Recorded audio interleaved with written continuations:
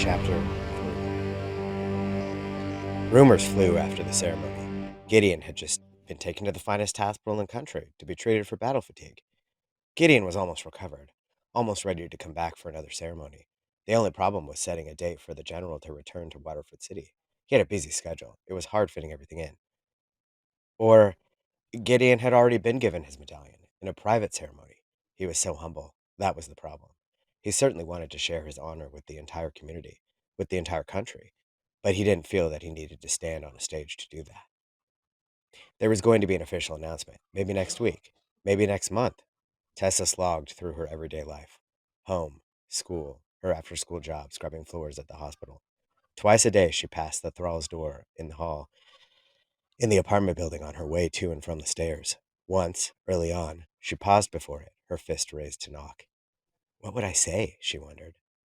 Back when Gideon had been first chosen to go to the military academy years ago, Mrs. Thrall had made it clear that she thought she was better than all her neighbors. She didn't mingle. She was the mother of a boy who'd beaten the odds. He was 1 in 1,000, maybe 1 in 1,000,000.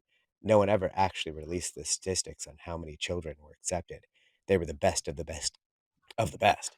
Why break it down any further than that? Tessa wasn't best at anything. She wasn't even particularly good at scrubbing floors at the hospital. Robots could do a better job than her. But all the robotics companies were dedicated to building machines for war. That left people like Tessa to scrub floors. I'm 15 years old, Tessa thought. Will I still be scrubbing those floors when I'm 30? When I'm 45? 60? She didn't knock at the thrall's door. And then one day, there was an ambulance out front when Tessa got home. She hurried up the stairs, a bad feeling in the pit of her stomach. It could be here for anyone, Tessa thought. Mrs. Evers on the third floor has a bad heart. Mr. Singleton never really recovered from that stroke last year. Maybe he died. Even my own parents look so frail sometimes, so beaten down. But somehow she couldn't talk herself into worrying about anyone but Gideon. She reached the fifth floor landing, her floor. She peeked out. The thrall's door was just open a crack. Tessa didn't intend to stop outside it listening. Or, rather, she didn't intend to get caught outside it listening. But she tiptoed past as slowly as she could. Have to keep him medicated, a man was saying, just on the other side of the door. He doesn't like the medication, a woman's querulous voice complained. Tessa knew this was Mrs. Thrall. He says it makes it hard to think. Some people are better off not thinking, the man replied. And then the door began to creak open, and Tessa scurried past it. She yanked her key out, rushing to get into her own apartment before anyone saw her.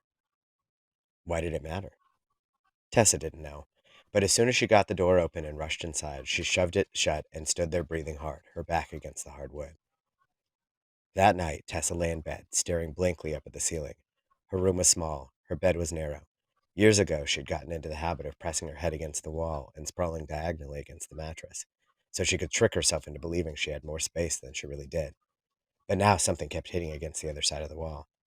Tap, tap, tap. Thump, thump, thump. Tap, tap, tap. And again. Tap, tap, tap. Thump, thump, thump. Tap, tap, tap. And again. Tessa remembered those whose apartment lay on the other side of the wall. Tap, tap, tap. Thump, thump, thump. Tap, tap, tap. It's just some machine, Tessa told herself.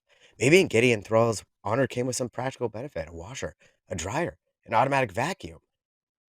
But the tapping and thumping was not quite precise enough to be mechanical. Tessa could hear the very human hesitation between the taps and thumps.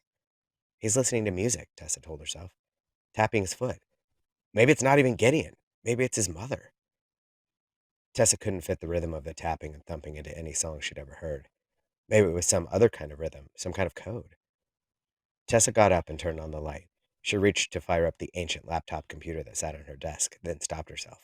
The kids at school said anything you searched for online left tracks. It could always be traced back to you. Tessa reached instead for the more ancient volume of encyclopedia that had come from her grandparents' apartment when they died. Tessa's mother had wanted to throw the books away, but Tessa had rescued them. Some of the volumes were missing, but fortunately, the C and M and S books were in the stack. Code. Morse code. SOS. Tessa found descriptions of dots and dashes, tapped out in sets of 3. Dots and dashes, taps and thumps. It had to be the same. Gideon Thrall, the biggest hero in the country, was begging for help.